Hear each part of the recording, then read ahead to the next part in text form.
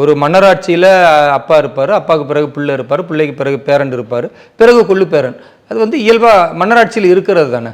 அப்போ நீங்கள் பார்த்தீங்கன்னா கடந்த காலத்தில் கலைஞர் ஐயா இருந்தாங்க, அவருடைய மகனாக ஐயா ஸ்டாலின் வராரு. அதுக்கு பிறகு அவருடைய மகனாக இன்றைக்கு இளவரசர் பொறுப்பை ஏற்றிருக்கிற திரு உதயநிதி அவர்கள். இளவரசருக்கு பிள்ளை ஆயிடுச்சுல்ல. இப்போ அவர் கூட ஒரு 40 வயசுக்கு மேலே தான் வந்தார். ஒரு 20 வயசு தான் இருக்கும், அதுக்குள்ளேயே இறக்கிட்டாங்களே. அதுக்கு இல்லை, 20 வயசுன்னா அவர் சட்டப்படி வருவதில் 25 வயசை தாண்டணும், பிறகு சட்டமன்ற உறுப்பினர் ஆகணும், அதெல்லாம் இருக்குல்ல. நியாயமாக நீங்கள் பார்த்தால் இதில் ஆச்சரியப்படுவதற்கு ஒன்றுமே கிடையாது. திமுகவில் இப்படி இருப்பதை அந்த கட்சியில் உள்ள உடன்பிறப்புகள் ஏற்றுக்கொள்கிறார்கள் இல்லையா? அப்போ நீங்கள் எப்படி விமர்சிப்பீங்க? இப்போ பாரதிய ஜனதா கட்சி எதிர்க்கும், இன்னும் பிற கட்சிகள் எதிர்க்கும்.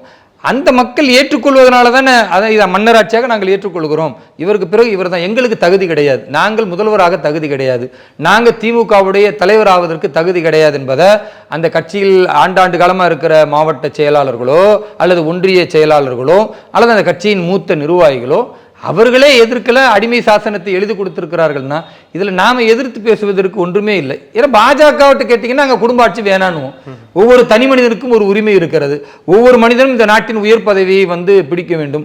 எப்படி ஒரு தேநீர் விட்டவர் இந்த நாட்டின் பிரதமராக இருக்கிறாரோ, ஒரு பழங்குடியினத்தினுடைய ஒதுக்கப்பட்ட சமூகம் என்று நினைக்கக்கூடிய அதிலிருந்து வந்த ஒரு பெண் இன்றைக்கு நாட்டினுடைய ஜனாதிபதியாக முதல் குடிமக்களில் ஒருவராக முதன்மையானவராக நாம் தேர்ந்தெடுத்திருக்கிறோமோ, அது மாதிரி நாங்கள் பார்ப்போம். திமுக அந்த பார்வை கிடையாதுல்ல.